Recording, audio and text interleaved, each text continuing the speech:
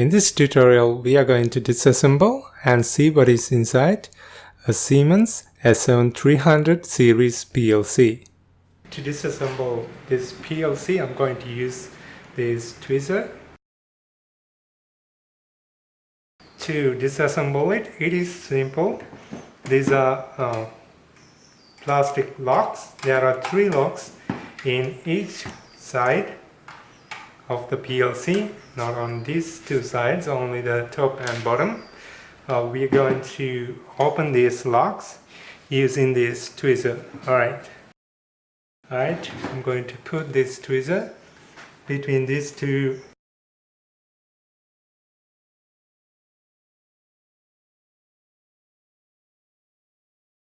Okay, like that. Open the lock, and I'm going to pull the top part out. I'm going to do the same. Alright.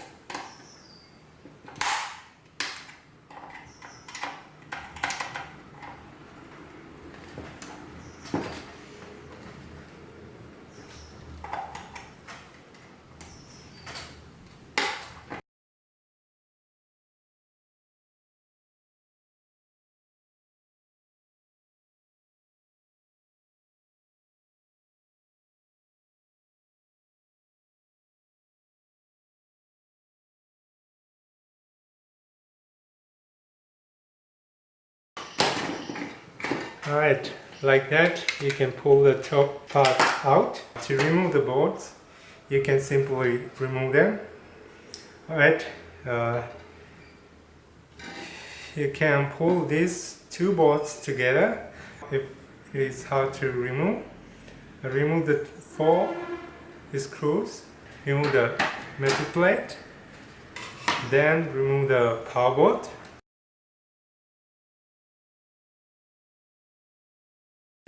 Alright, just pull it, wiggle it, and pull it out.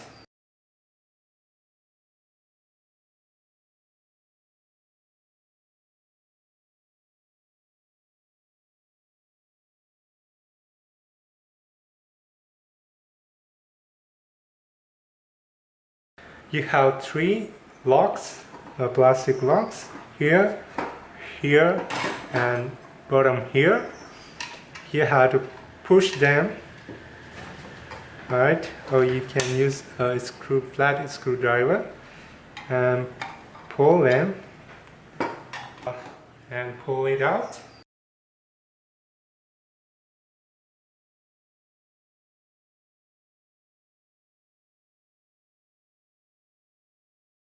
Alright, that's how you disassemble.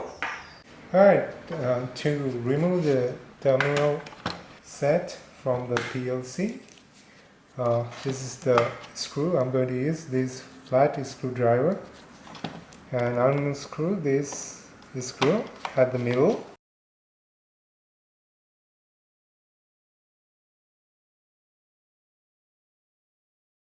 Pull out so you can see the locks on both sides. You can also disassemble this one, and you can clean the terminals inside this terminal block. Alright, as you can see on the motherboard, there is a lot of dust. If there is dust like this, you have to clean it, but make sure not to touch this component with your bare hands. Use anti-static gloves. Wear anti-static bracelet while handling these PCBs. This is the digital input card of the S7-300 PLC we just disassembled. As you can see, these are the ports that connects to the input terminal block.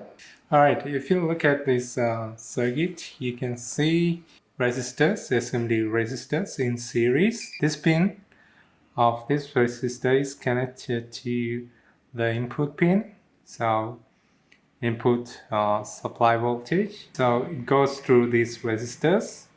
At the end resistor is connected to the LED at the other side. They took outputs from different locations of this voltage divider arrangement. That's how they took inputs for these ICs as well. Alright, talking about the ICs, as you can see, these 4 ICs are quad comparators, which means there are 4 comparators inside these ICs. Each one of these ICs will compare 4 inputs from these input pins, and it compare that voltage to a reference voltage. Once the voltage at these input pins exceeds certain voltage level, output of the comparator changes. That output was given to this IC. This is the 8-bit parallel in serial out IC, but only 4 bits being used.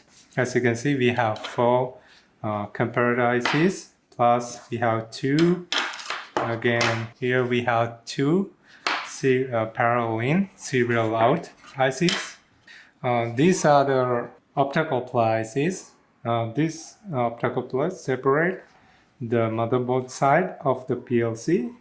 These are single optocoupler ICs which have NAND output. This one connects to the output, serial output of this parallel in serial out IC. So on, this one connects to another parallel in serial out IC. So on, these 4 being used for that purpose. And this one is the clock signal that coming from the motherboard that require for this parallel in serial out ICs to shift the serial data towards these optocouplers. Input voltage 24 volts coming through here, and it goes through this resistor, and then this diode. After that, this coil, SMD coil, to the input of this 7805 regulator, 5 volt output. This regulator supplies the power to the ICs and the components. Alright, this is the output card of the PLC base model. You can see we have 2 separate sections which have separate components for each side. These are the ports that connects to the output terminal of the PLC. If you look at the first pin on this terminal, you can see it goes through this SMD fuse on each section. If you have an output section that doesn't work on a PLC, it might be due to a blown out fuse. As you can see, we have 2 separate sections. These are the 8 pins. These are the 8 output pins on each side, which directly connects to the outputs of these ICs. This IC is a high-side switching IC, which is a switching IC which can deliver up to 0.6 ampere output. The reason to use these ICs is that the microcontroller or the microprocessor inside the motherboard cannot deliver that much current through their output pins. Inside these ICs, there is an array of FETs connected to these output pins. These ICs have short circuit protection, ESD protection, or current and thermal protection. Depending on the input logic levels available, it will turn the FETs on or off, which turn the outputs on or off.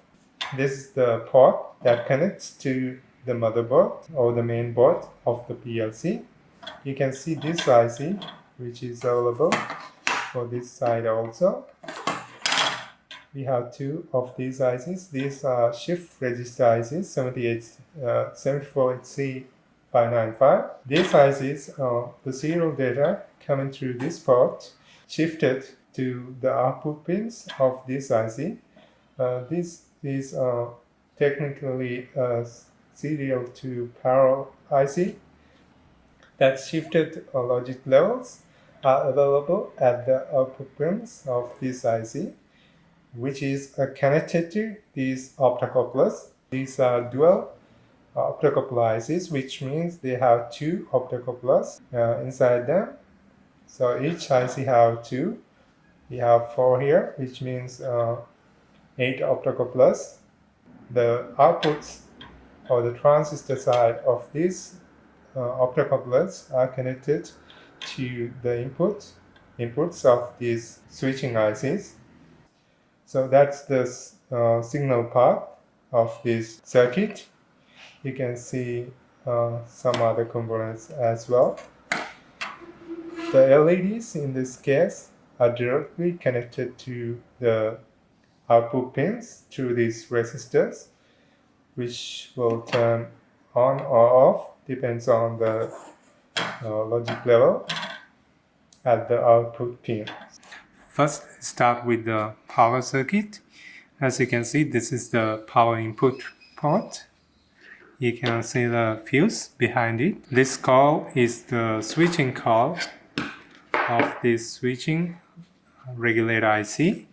We have several switching regulator ICs. This one and this one also a switching regulator IC. If you turn this board around, you can see a switching regulator IC here. Also, we have a linear regulator IC here, LM317. There are also a regulator IC here. These are the components of the power circuit. These are not regulator ICs, these are transistors. You can also see the eject mechanism of the memory card here. Alright, if you look at here, we have the switch, run, stop, and reset. This switch have two mechanical functions. This between start and stop, we have toggle switch, and between stop and reset, we have a momentarily switch. Alright, these are the optocoupler ICs. Just isolate the motherboard side from this board side. Alright, let's talk about the communication ports. This one is the DP port. This one is the MPI port.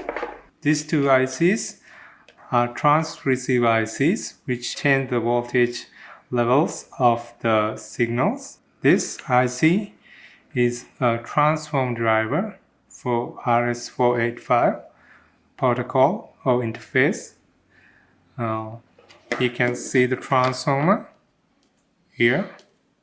It provides the isolated power for the ports.